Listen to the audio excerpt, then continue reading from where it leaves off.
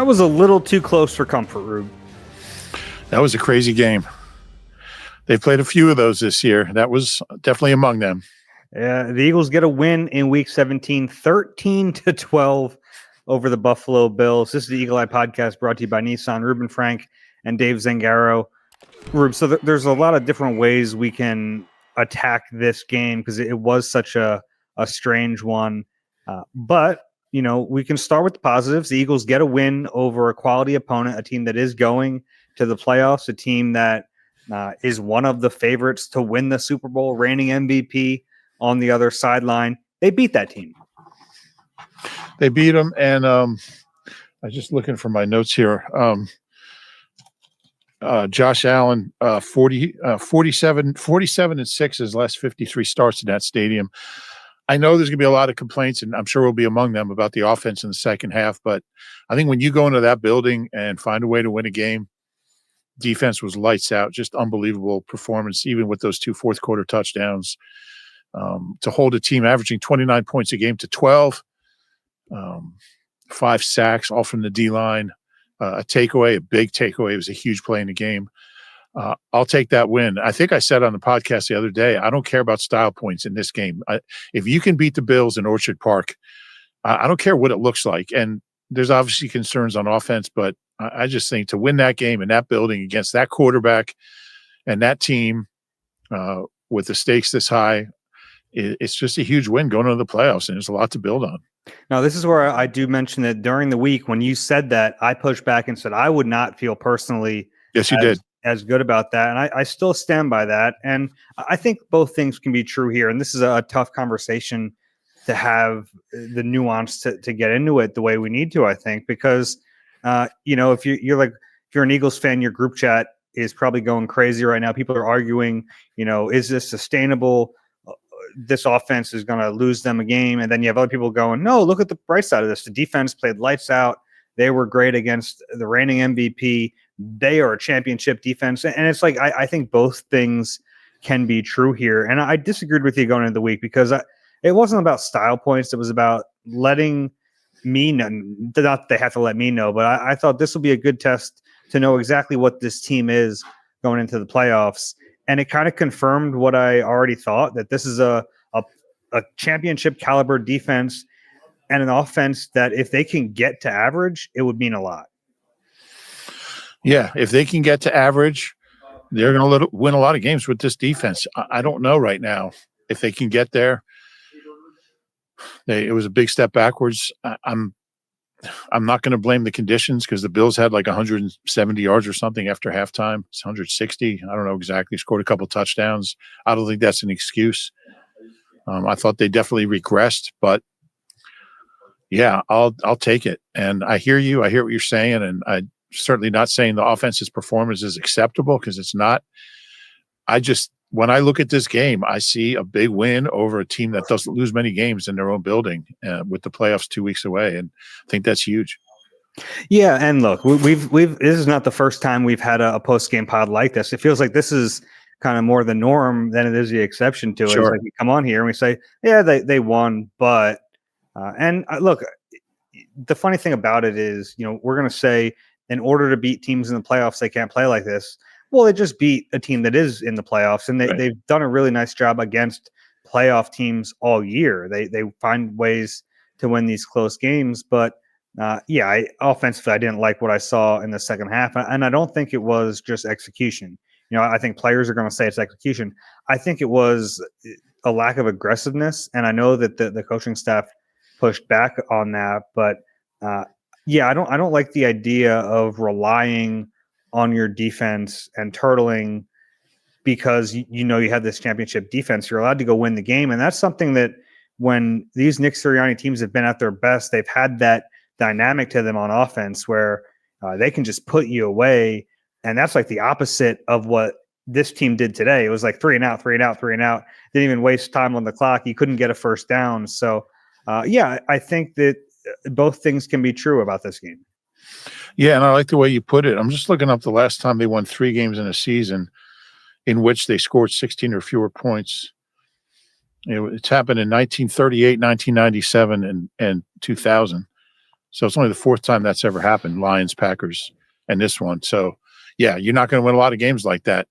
I thought you put it really well in the post-game show. You said, they basically played the second half to go 3-and-out, punt, and put it in the hands of the defense. And you can't win. I mean, you can win because they just did, but you're not going to win a lot of games being that conservative and just kind of, it's kind of like looking at the clock and seeing how, just waiting for it to run out. That's what it seemed like on offense. They were just like, they were content to, I thought there's some low percentage passes. Thought they got away from Saquon at times in the second half. I thought they really regressed on offense, and it was hard to watch. And there's been quite a few halves like that this year where this offense is just, they had 5 drives and they averaged like 3.5 yards per drive or something. Yeah, 4 3-and-outs in the second half. How many first downs do they have in the second half? 1? I think 1. Yeah. And that was probably Saquon's 10-yard run there. And then he didn't have a run on the next drive, which I didn't understand. But yeah, they got a lot of things to fix on offense, but man, this defense is special. It is. And before we go any further, I do want to zoom out a little bit and kind of tell you where the Eagles are in terms of seeding, in terms of whether or not they're going to play their star players and their starters next week. We don't know right now because the night game is still ongoing. As we're recording this, San Francisco actually has a lead in the early second quarter over Chicago. So the situation is really this. The Eagles can no longer be the 4th seed. That got taken care of earlier. That's huge. In this day. They can't be the 4th, so they are locked into no worse than the 3rd seed. But as we're recording this, they still have a chance for the 2 seed. Basically, what it would take is the Eagles win next week against Washington, and the Bears lose both of their games. So the Bears in Week 17 are playing the 49ers, and then next week they play the Lions. So it's a possibility. We'll obviously know more after the Sunday night game gets to race. I don't want to spend too much time talking about it because by the time you listen to this, it might be a moot point if the Bears come back and win. But that's the early look at whether or not they'll play their starters next week. If they have a chance for the 2 seed, I think they might. I think they will. I think you have to, because playing that conference semifinal round game, assuming you win the wild card round at home, is enormous. This is a team that's won 7 road playoff games in their history. I think 3 of them were before 1950. So only one since 2008. They won 2 of them that year against the Giants and the Vikings when Westbrook took that screen pass like 75 yards.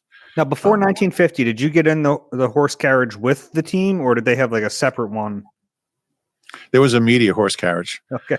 Yeah, there was a media carriage. Low-hanging fruit. I apologize. That's all right. I knew it was coming.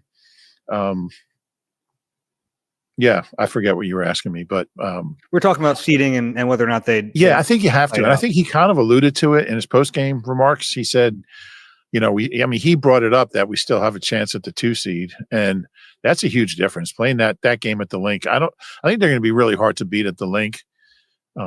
We've seen that they can beat good teams on the road, but man, if you're playing a team that's alive in the second round, that's a pretty good team, and you want that game at the Link. Okay, how do you want to do this? If you have any chance of it, yeah, I agree. And it could be a deal where, like, if the Bears lose tonight, Sunday night, you might start your starters and then just kind of monitor what's happening in that Lions game. And if the Bears are up, kind of 24-3, then you bring the subs in. Yeah, it's possible. I think they'd probably line those games up. They normally do a good job of that, just lining up all the games that mean something to the other games so that there's not an advantage one way or the other. And I'm guessing if that game does mean something, if those games do mean something, I should say, they'll be at 4:30. And if they don't, they'd be at 1, or the Eagles at least would be at 1. Mm-hmm. That's my guess.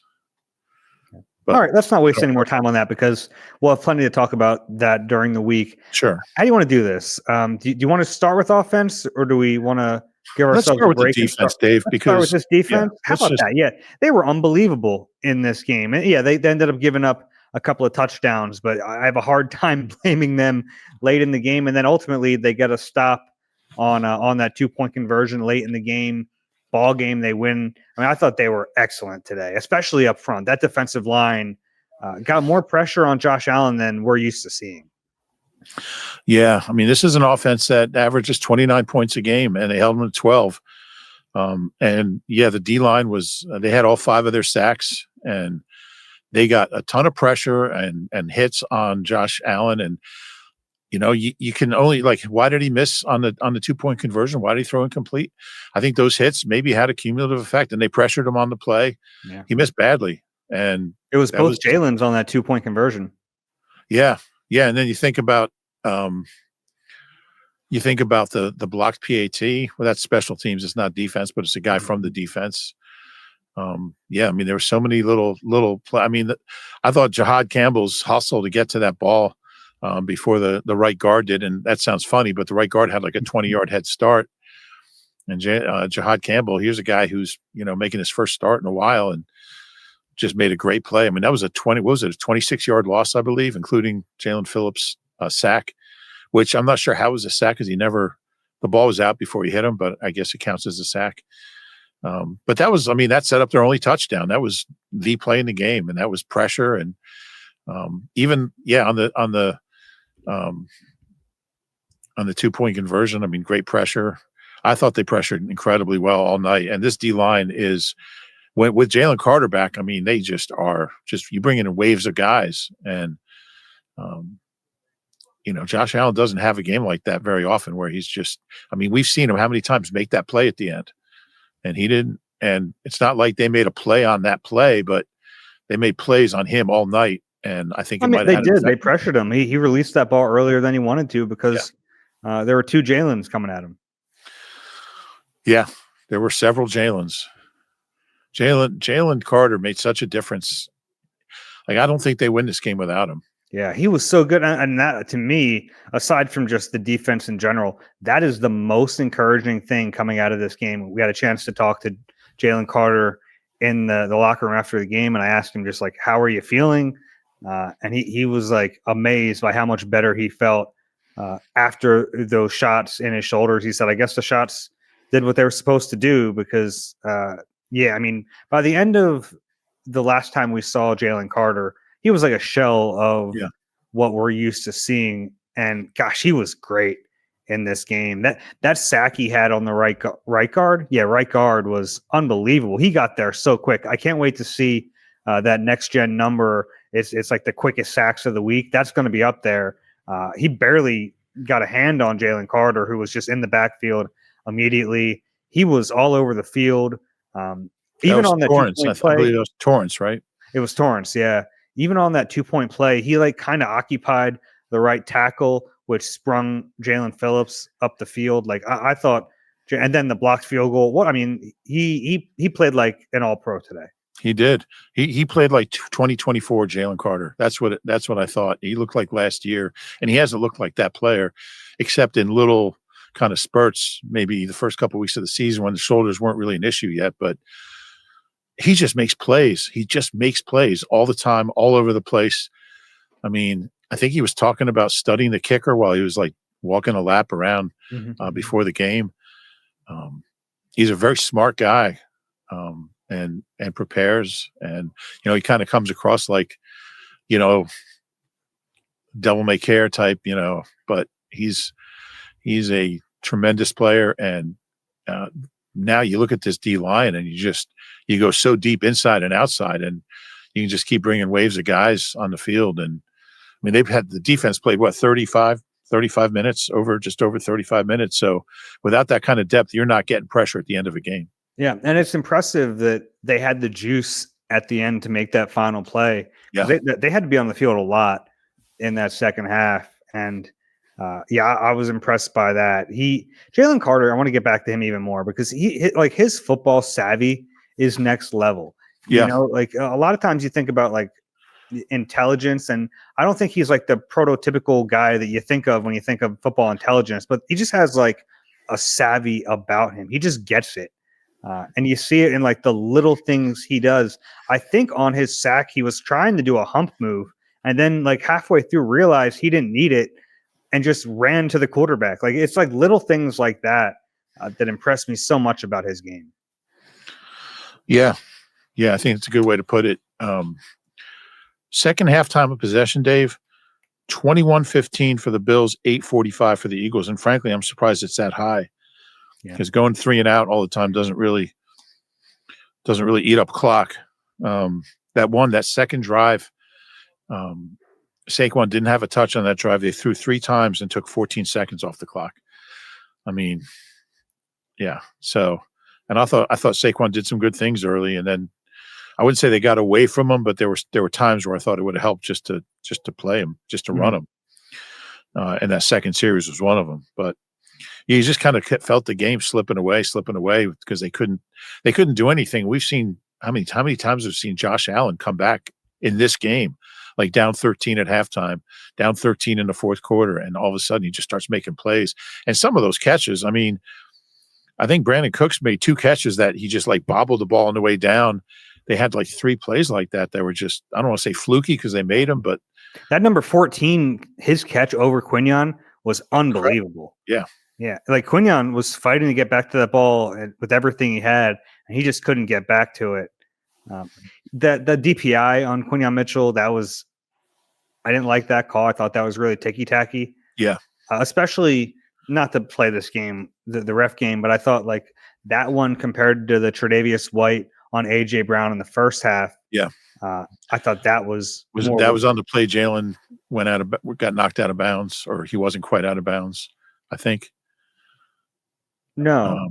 Which play? All right. Which play? No, it was a deep ball down the left sideline. Oh, okay. AJ, right. He tried to one-hand it, and he wasn't able to. But he had tried to one-hand it because his arm was tied up. So, yeah, I thought the defense could have been OPI on that the play you were just talking about with Quinion down the right sideline. I thought it could have gone either way. I wouldn't have thrown a flag at all, but that's me. Yeah, I thought it was ticky-tacky. But you know what? They lived with it, and they ended up making the stops when they needed them. The defensive line, I want to get back to them. I don't want to leave them too soon. All 5 of the sacks in this game came on a 4-man rush. That's courtesy Next Gen Stats. So no Nakobe Dean in this game. He's your best blitzer. He didn't need to blitz very much. There were a couple times I saw them send Jahad Campbell, who just doesn't he's not as good a blitzer as Nakobe, but I thought Campbell played well in the role he had today. Yeah, I think we're seeing Jalen Carter over the last month or so has just, I mean, he's, I don't know what's he up to, 5.5, maybe 6.5 sacks now. He's got, I think, 4.5 in his last 4 games. First 12 games, I think he only had 2, and you could see that it was almost there, and he's kind of put it together over the last month. Even when he hasn't gotten sacks, he's pressured great.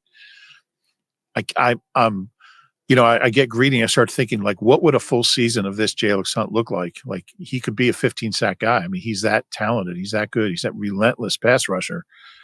And yeah, he's kind of at the top of his game right now. Yeah, his first sack came on a game up front. It was was it Carter or Ojimo? Yeah, they ran a game up front, which this team seems to time out their stunts at good moments, and they have some freedom to do that. I've always been curious.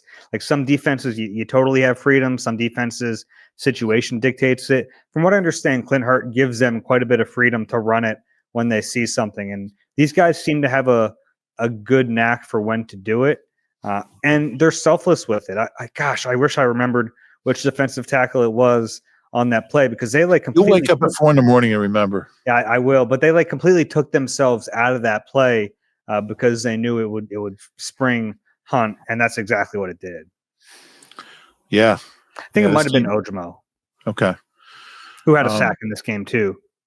Yeah, 5 sacks, all from D linemen. Yeah, it was 2 for Jalix Hunt, 1 for Jalen Phillips, 1 for Ojimo, and 1 for Carter. Yeah, which, by the way, this is the second most Josh Allen has been sacked all season. The Texans had 8 against him, but this is the second most. He's tough to get. Not only is he tough to get down because he's such a large human and you have to really wrap him up, but he's tough to even pressure. That offensive line's pretty good. Yeah, I agree. And there was somewhere, I mean, there was one that Jalen Phillips had him wrapped up and he just kind of busted out of that. I really like the way this defensive line is playing. They're kind of the heart of this team right now, heart of this defense, and the linebackers and D-backs are playing fine, but this D-line, I mean, they have the ability to take this team pretty far. And, I believe it was the first, I have this here somewhere. I I wish I kept my notes in better order, but the first 7 games of the year, Dave, the D line had 5 sacks. The last 9 games they have 17. So I remember writing that story. That's, they're the most underachieving unit on the team, and since then they've been just going nuts. So they got a little fire under them, probably. Yeah, and as elite as the defense was last year, I think a lot of people are going to think that they had this kind of D-line play for all of last season, and they really didn't. I mean, the Super Bowl was incredible, but they weren't getting that type of pressure for a lot of the year. This was a defense that was really dependent on the secondary covering. Yeah. And like that was their strength. And then in the biggest game, the defensive line came through. But like this defensive line is playing better this year than it did last year. And that's after losing one player to $104 million contract and another player to $96 million or whatever Josh Sweat got. Like Milton Williams and Josh Sweat. They lost those 2 guys, and this defensive line is better. Yeah, it is. And Josh Sweat had a really good year for a terrible team. Milton Williams played well. I think he's hurt right now. I think he's on IR. He's back. Yeah. He was playing well, but it just, I hate to keep bringing up Howie, but they replenished at an area where, when I remember sitting here on that day 1 of free agency, we're like, all right, Milton's gone, Josh Sweat's gone. Like, what do they have left? And they have an awful lot left. And then he goes out and gets Jalen Phillips, and BG comes out of retirement. So they and mentioning Josh Sweat, like to me, Jalen Phillips is the perfect Josh Sweat replacement. Just a big body, sets the edge so well. There was one tackle he had today. It was like a 1-yard gain by James Cook, and it goes down. It's just a tackle after 1 yard. But like to watch him set the edge the way he did, it like those little things matter so much in a game that's this tight, and he's able to do them because he's so strong at the point of attack. Yeah.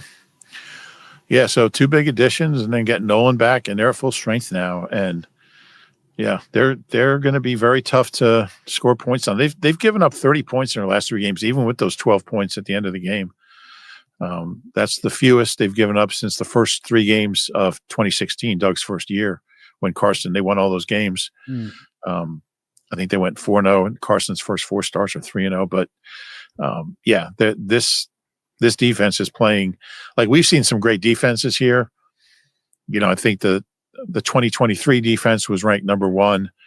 I'm sorry, the 2022 defense was ranked number 1. The 2017 defense just missed. Not the 23 defense. Yeah, no, my bad.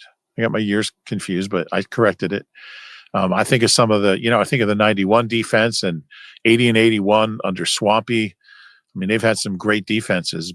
And it's funny because people look, and this defense after today will probably be ranked like 15th or 16th in points, in yards, and probably a little better in points. But we've got eyes, right? Yeah, I mean, the eyes don't lie. And over the last, since the bye week, I think, they've won 3 games now, scoring. Well, I think I said this earlier, scoring 16 or fewer points, which is absurd. It's putting a lot of pressure on the defense, and they've answered the bell. Fun. It's so much fun to watch this defense. I mean, you can't wait to see them on the field, and usually they're back out there pretty quickly. That's the positive way to spin this. You want to see more of the defense? Here they come. Back out there again. 14 we should seconds mention later. that Jalen Phillips, apparently he just rolled his ankle. We didn't know what happened, and he was like limping off the field, and it looked like a non-con. Like there was a moment where it was like, uh-oh, did they just lose this guy? So to see him not only be fine, but then to come back and make some big plays in this game, breathe a sigh of relief. And in general, this was a game where they had some injuries, it looked like, and then those guys ended up being okay, whether it was Jalen Phillips there, Britton Covey, Saquon, Fred Johnson, like all those guys at a certain point got a little banged up, but it looked like everyone came through the game okay. Yeah, and they're going to be relatively healthy for the playoffs, and we'll see what happens and how Nick plays it, and knock on wood. But assuming no major injuries, they're going to go in pretty good shape. Yeah. The one thing I want to mention about this defense was that in this game, they were just so like aggressive. Like they were hitting hard. Yeah. And I like, especially in the first half, I felt like they set a tone pretty early in this game, whether it was like Reed Blankenship, whether it was Jalix Hunt at the quarterback, who you have to hit hard. Uh, I like that. I like that they're not just playing a finesse style of defense. Like this is a team that will smack you in the mouth a little bit. And I think that kind of revs them up. That gets them going when they're able to hit guys like that. Yeah, I think they tackled really well today, and they have lately. And it's a really good tackling team. Like even your cornerbacks tackle well. I mean, that gives, pretty much everybody in the team tackles well. And I thought today they tackled great. I don't remember a missed tackle other than maybe, Josh Allen escaping. He's going to force some. Yeah, but I think it's another thing that we don't really talk about, but they tackle really well. Yeah. All right. Yeah. Have we exhausted the defense? Unfortunately. Okay, let's take a break. Okay. Because I think we need it. We'll collect ourselves, and then we'll try to figure out what the heck is going on with this offense. You deserve a car that thrills you, a car that puts goosebumps on your goosebumps.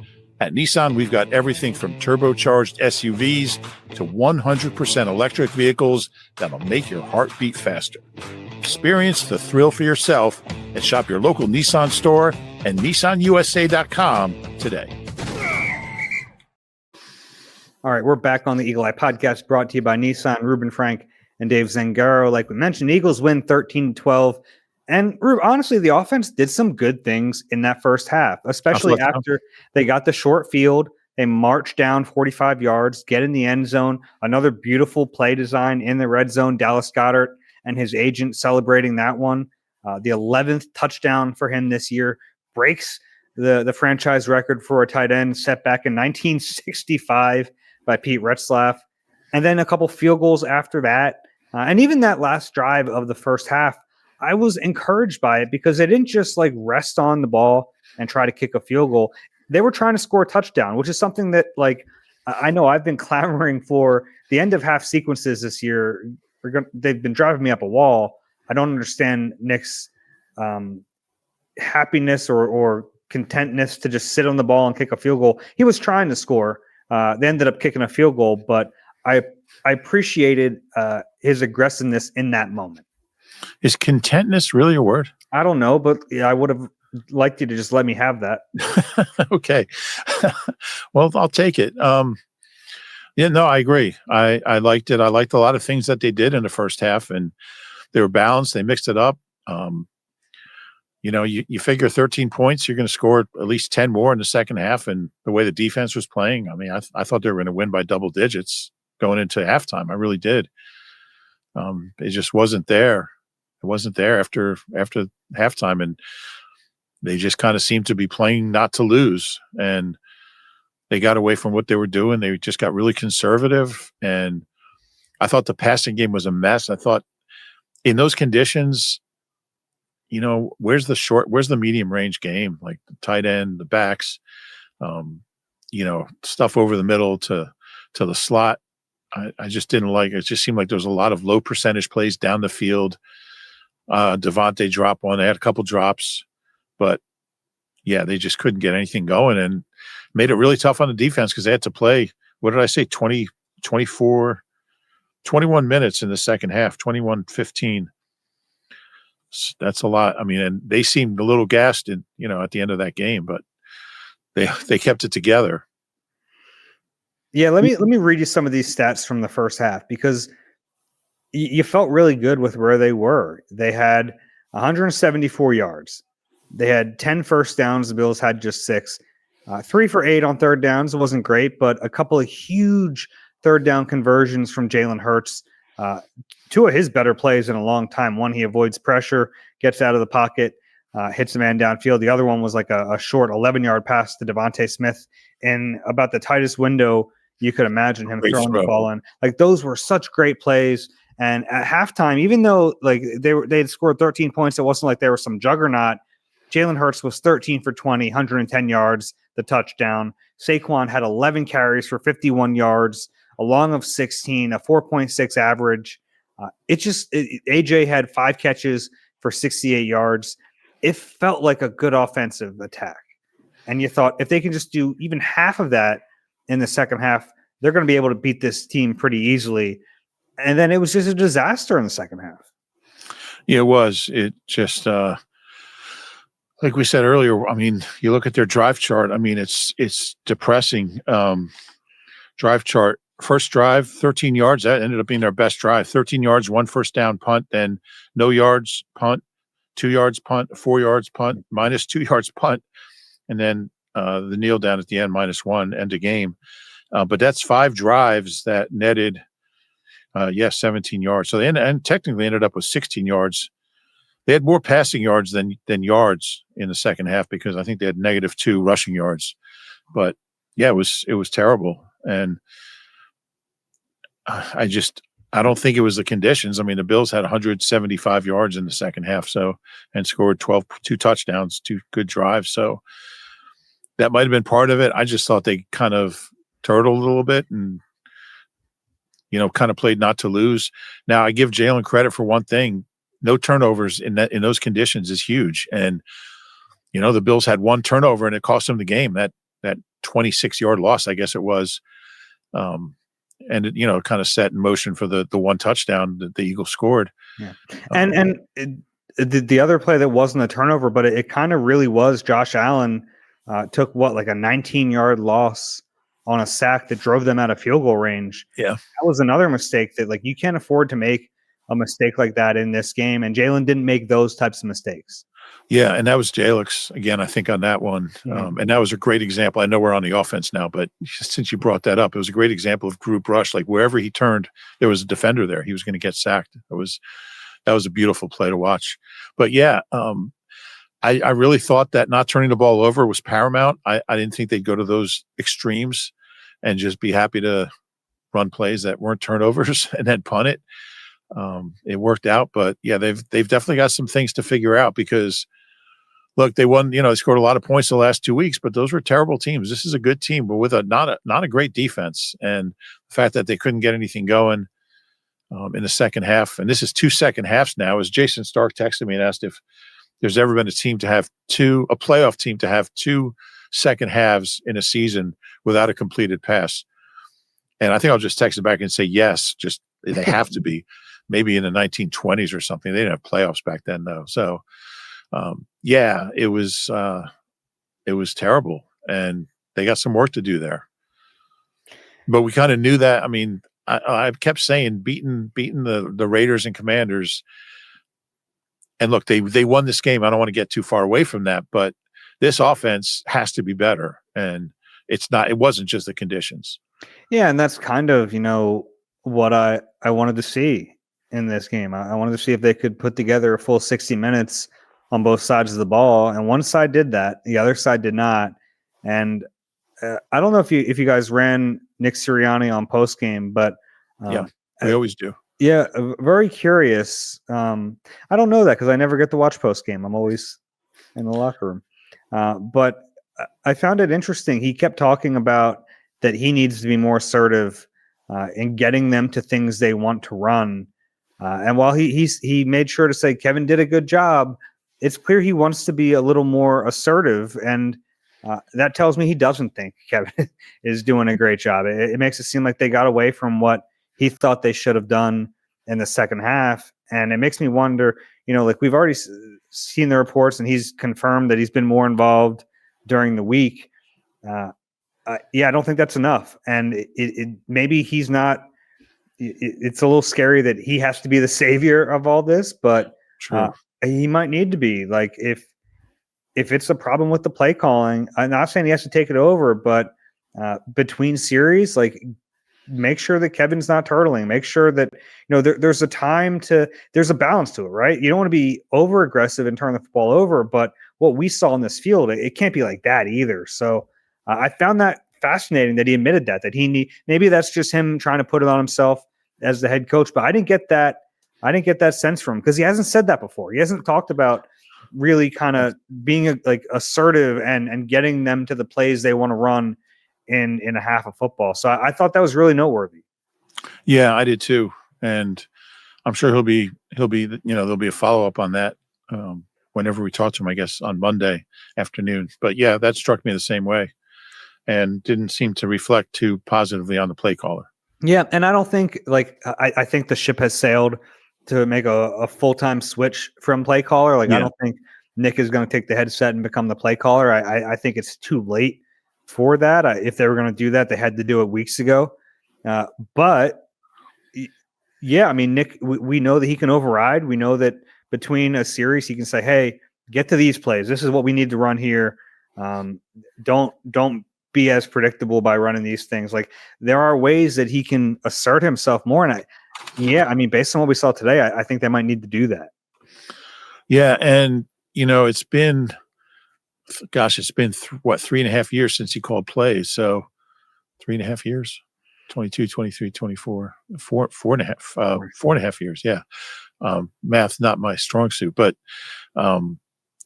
maybe it's just kind of a clunky process because he hasn't been involved for so long. I don't know, but whatever it was, it needs to be better. Yeah. And it's such an inexact science to figure out his role, Kevin's role, Jalen's role, and I don't want to play the blame game. Or Leffler, I think, has a hand in this. Leffler, certainly, yeah. Like and Stout as the run game, like it's tough to really know. But if we're trying to follow the tea leaves and say, okay, when Nick got a little more involved during the week with offensive game plan, they were able to get to some things that worked better for them. I don't think it's a stretch to think that maybe he'll be able to help them more on game day if he asserts himself more. I don't know if it's going to magically fix the offense and they're going to become some juggernaut, but that's not what we're talking about here. We're talking about them getting back to league average because that would go a long way when you have a defense that's playing like this. Yeah, and I got the sense that it wasn't anything the Bills did in the second half. I don't think they did anything different. There are no big adjustments. This is what the Eagles did to themselves. It was them. It wasn't the Bills. Yeah. Jalen, I think, mentioned they were in man a little bit more. But yeah, I mean, I don't think the Bills had some like crazy scheme in the second half that they had never seen before. It was, I think it was, and more than execution, I think it was like the method of attack, which in this case was like their swords weren't sharp in the second half. It was a dull offense. They were trying to use the clock to their advantage, but they didn't even do that well because they were off the field in 3 plays and some incompletions. And yeah, it was that it felt a little bit like the Dallas game to me, where like they got a lead and sat on it. In this game, the defense was able to do enough, but in Dallas they weren't yet. But like that's what it felt like to me again. Yeah, and there have been a bunch of games like this. I mean, they've had big leads in a bunch of games. I mean, Denver, they were up in that first Giants game. They were up in the third quarter, got away from them. They were, they had the lead in the San Diego. I mean, there's just been a lot of games where they haven't been able to finish. So it was good to see them finish. But yeah, you'd like to see 2 good halves. And I mean, they have the players to do it. I thought the second half plays, they just didn't have a chance. Like there weren't a lot of plays where, I mean, like Devontae could have caught that one, but I mean, there was just no plays that. I really thought he caught that. Yeah, he does. I mean, he does most of the time, and maybe that was the conditions. I don't know, but there just weren't a lot of plays that made you think, all right, they got something going here. They were just running plays. It was back to like, before the Chargers game and in that stretch of games where you're like, what are they? What are they trying to do here? They just don't seem to have any plan. That's what it seemed like. Second half. You mentioned it in the context of the stat with Jason texting you. Jalen Hurts was 0 for 7 in the second half. So he didn't have a completion, 0 for 7. I thought it was 0 for 8, but yeah, same idea.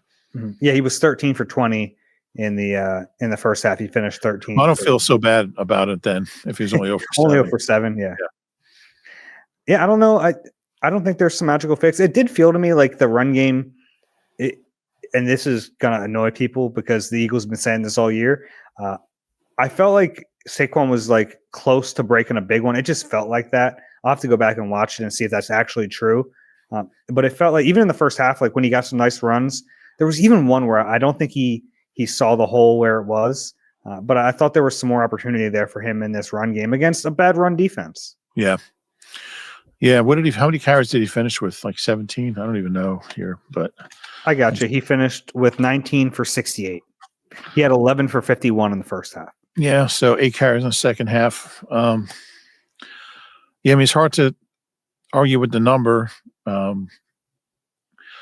Yeah. I just thought, they were definitely crowding the box, and Eagles couldn't make any plays, to the outside receivers, and that's kind of what you get when you can't run the ball and you can't throw it. Yeah. We should mention on offense, AJ Brown 5 for 68, went over 1,000 for the season. So his 4th straight season with the Eagles going over 1,000 yards. That's not nothing, and it hasn't been a great season for him. Not one of his best here. He's gone over 1,400 twice, but it's still an accomplishment.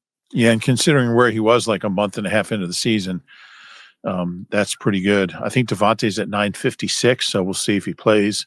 I'd like to see him get those. I think 44 yards? I'm sure you know that number. But yeah. And even, Saquon's got like over 1,100 yards.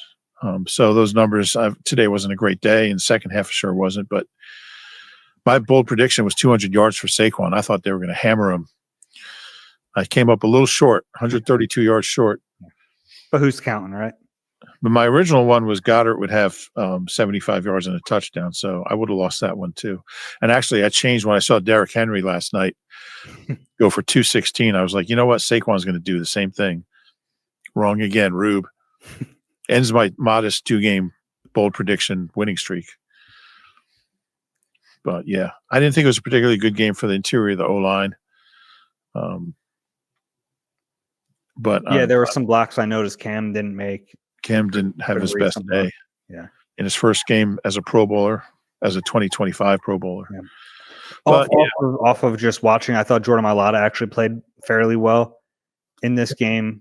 But I need to rewatch to see the O-line a little bit. Yeah. Can we talk special teams? Sure. Let's talk about their best player, Braden Mann. He was awesome in this game. He would have been even better if Cam Latu didn't have brain lock. Yeah, that was a bad play. Because that cost him 20 yards a net. Mm-hmm. His net would have been, he punted 7 times, so 20 divided by, you take those yards and distribute them over 7 punts. So his net would have been like close to 49. Yeah. It was just a stupid play. And in a game like that, field position, because they had bad field position the whole second half. I think their last drive, they started to 30. Every other one was at 21 and in. So you have a chance to flip the field, and you do that.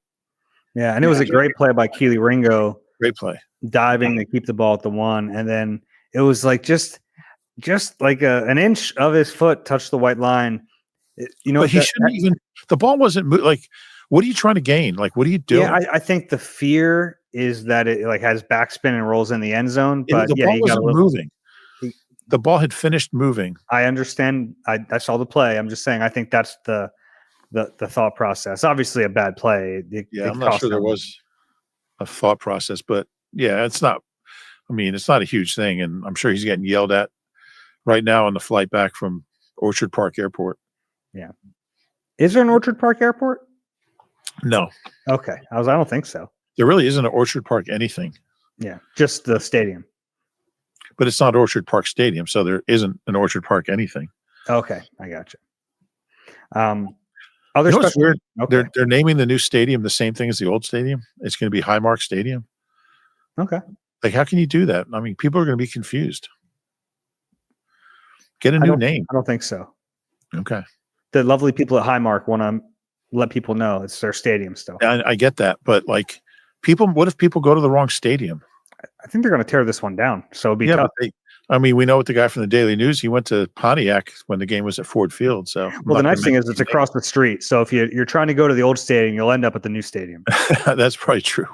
It is right next to it. Other special team stuff. Jake Elliott made his field goals. Yeah, and it was good to see. The 47-yarder in bad conditions was encouraging. Yeah. He made a short one also. Made his PAT.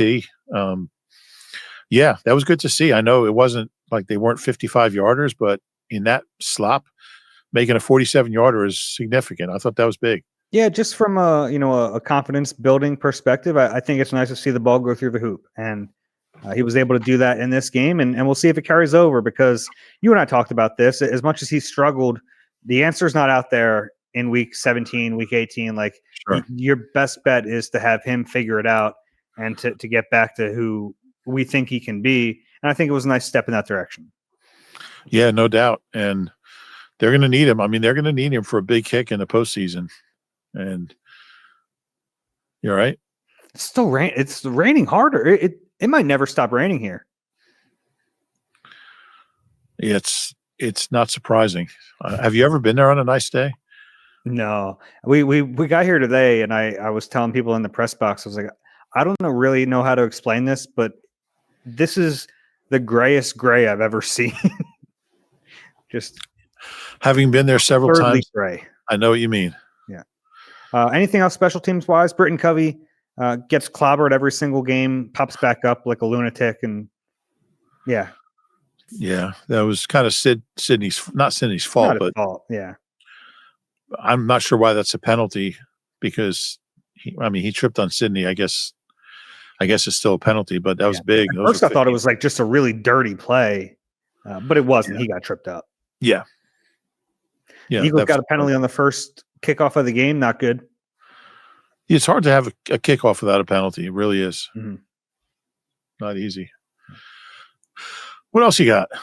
Just some odds and ends. This is such an old stadium, I think built in 1972, that there's one tunnel, and that almost led to an issue after the game. There was a little extracurricular going on between some Bills players and Eagles players as they left the field, which is exactly why you shouldn't have one tunnel in a stadium. Superdome's like that too, right? Yeah. This is a fun game. Did you hear about this at all? No. Okay, so there were two players from the Eagles who I'd say were most involved in the back and forth. It didn't come to blows or anything, no pushing or anything. It was just some extracurricular talk. Yeah. I'm going to let you try to guess which Eagles players you think might have been involved in that. Ooh, and there's two that one's on offense, one's on defense. Okay. Offense, I will say